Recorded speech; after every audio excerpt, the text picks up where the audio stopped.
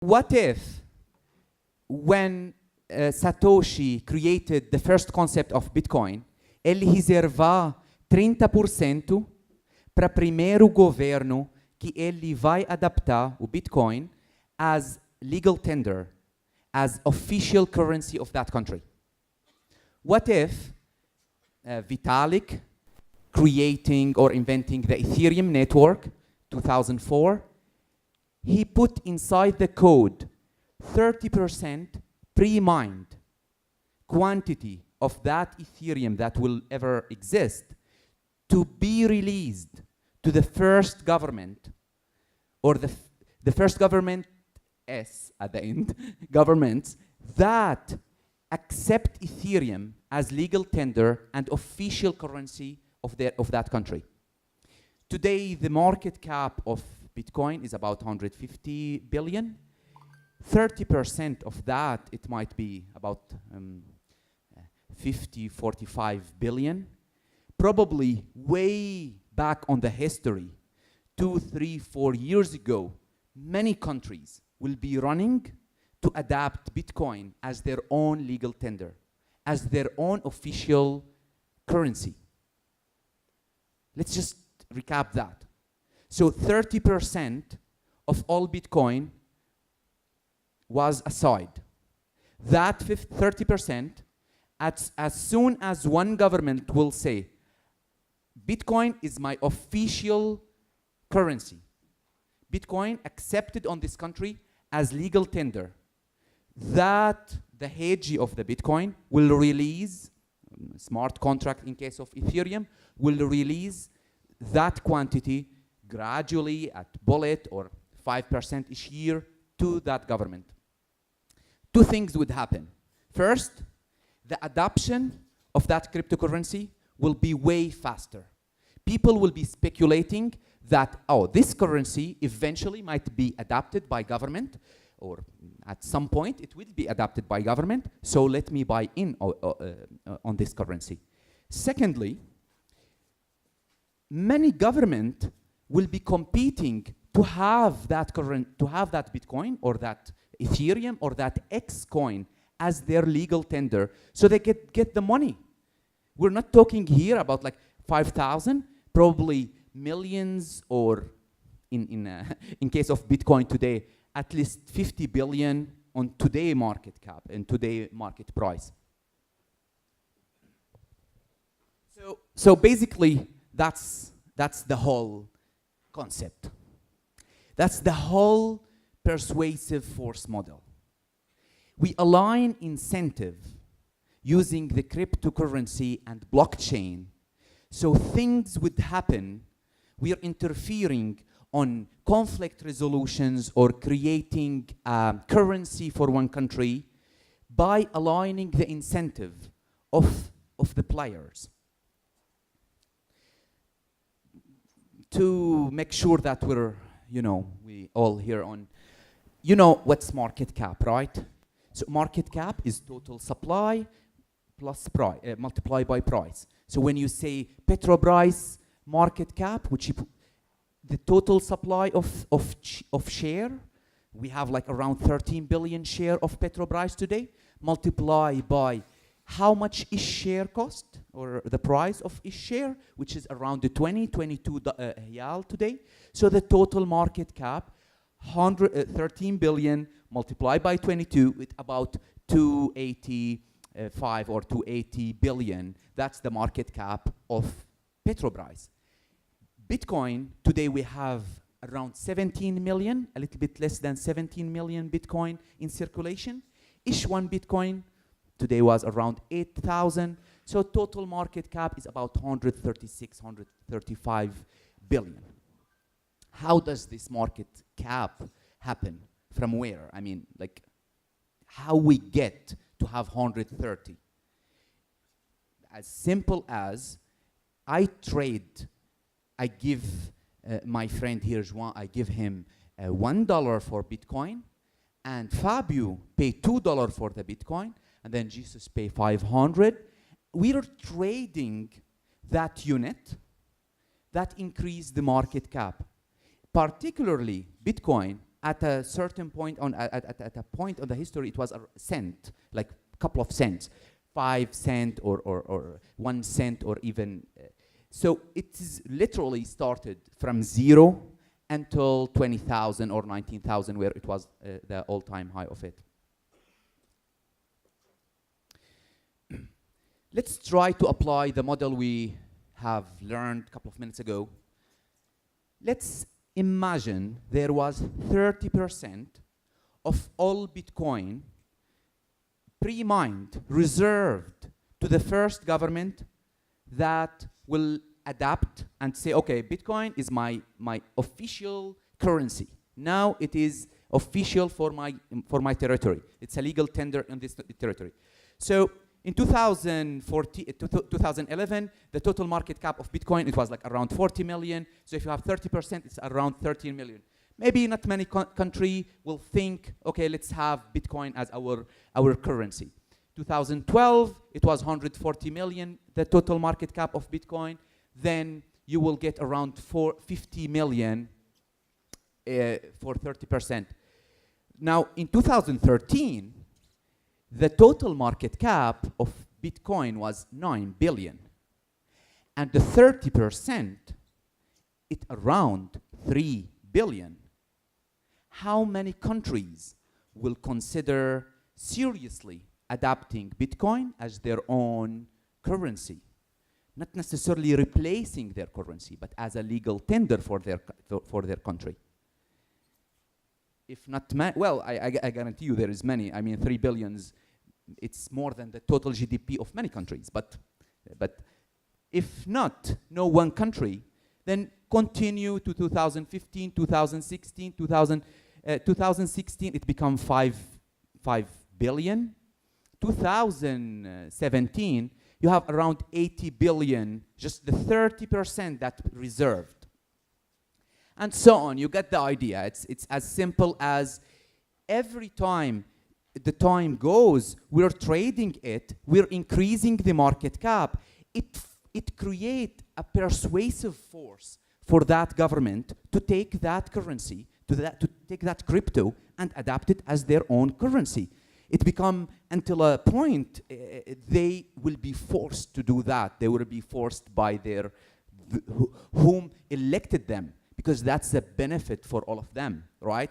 Many people could say, well, we could just, well, government of Brazil could take it and then just sell it next day and then say, we don't. That's a possible scenario. However, you could give them this 30%, the pre-mined, over a period of time. So government of Brazil, of government of United States, or X, they will take the 30%, released 3% per year or 5% per year. Now they're your partner. Now they care the value of that crypto that become their own go up. And we, the people that created, invested on this crypto at first place, trading risk for profit, if we are traders or if you're investor, you just want that for the futures, they become your partner. They become your partners on this scenario. Here we have in a quick, just like where we are standing. So if Bitcoin is a country, it's like around, it's like a little bit, it has market cap better, like it's more than the GDP of Morocco, Sudan, Angola, Puerto Rico, Ecuador. It was somewhere like a couple of months ago, it was somewhere here, just like a little bit above Iceland and Denmark.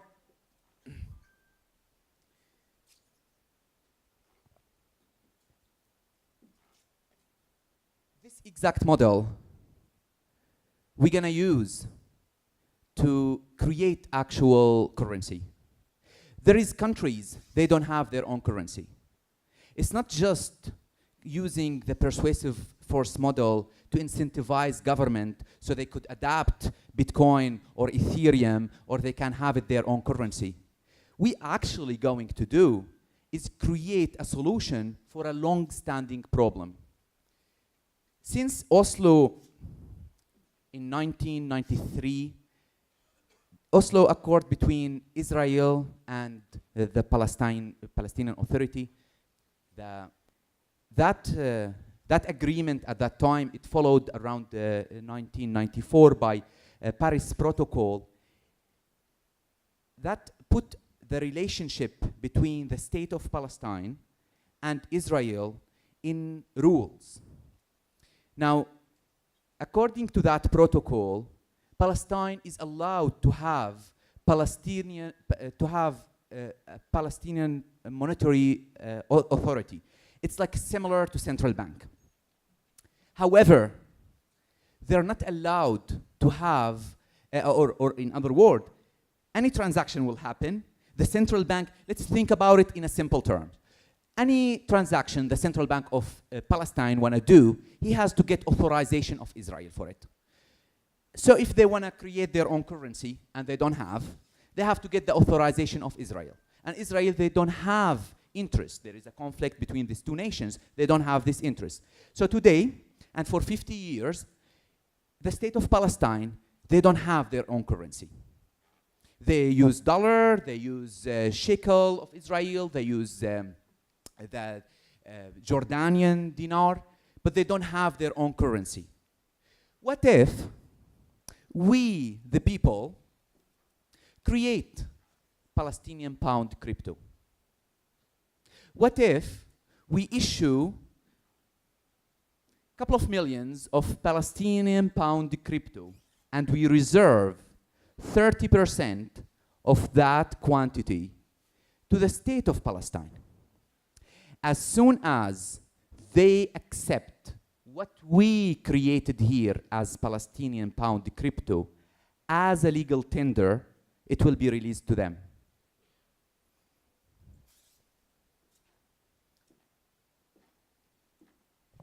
On the example we gave prior on the creation of Palestinian pound, we will have pretty much the same simulation we spoke prior. So if we start trading the Palestinian pound now, and you believe that eventually the state of Palestine will adapt it, so you pay me $5 for 2,000 Palestinian pound, and then our colleagues pay you like a higher price, so we are creating a market cap. And that market cap would create a persuasive force on the Palestinian Authority. Now we have two things. From one side, we're pursuing the government to adapt it as their official tender, because they will get a lot of money. The entire GDP of state of Palestine is around 10 billion. So probably around here, like in less than 100 million, you can get them to adapt it. But well, in worst case scenario, probably $1 billion, it would represent for them 10% on their GDP. Look on the other side, you're solving a long time problem for them, a long-standing issue for the state of Palestine. They don't have their currency. You give them, here is cryptocurrency for you, here is a national currency for you, and here is on top of it 1 billion or 500 million or 5 billion, depends at which point they decide to adapt that crypto as their national tender. This model, in simple, allow us to use blockchain in international conflict resolution. There is multiple scenarios similar to this. I'm gonna go quickly on them, but because of but your creativity, let's put it this way, your creativity will bring way more. Exactly the same scenario could be used. If you remember, a couple of years ago, we had the Greece island, and there was like the Greek bailout. They were bankrupted, and they were planning to sell their island, and so they can get some money. They didn't end up selling the island, but you could use the same exact model to bail out Greece. We, the people, could bail out Greece using exactly the same model. So our colleague here, Jeff, will create a Greek pound or Greek island coin. We will start trading it. When it and 30% will be reserved to Greek government to be released to them if they give up their island. Now, at a certain point, that 30% will represent enough incentive for the Greek government to exchange that the island they were planning to sell for that amount of crypto, for that amount of money. And for us, for you as investor, you might be speculating to get a piece of the Greek island by holding that quantity. How easier for the Greece government to convince their people we're gonna give away the island for general crypto holder, or we're gonna give it to France, or we're gonna sell the island to Italy? Which do you think is easier? And they were considering literally selling the island to another state.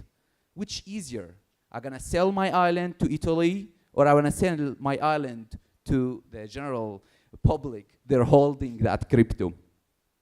There's a scenario of a Syrian lira, but it's a little bit aggressive to put now. I would take a chance probably after the presentation to present it. Probably, yeah, it will have. It's a little bit violent, so I wouldn't feel comfortable to share it here on a public place. Finally, we're gonna think of, or our proposal here is to use the concept of persuasive force model in what we call DAO, a super DAO, a supercontinent DAO. DAO is a decentralized autonomous organizations. Decentralized autonomous organization, it's like a computer on the internet. It's managed by rules that predefined on it.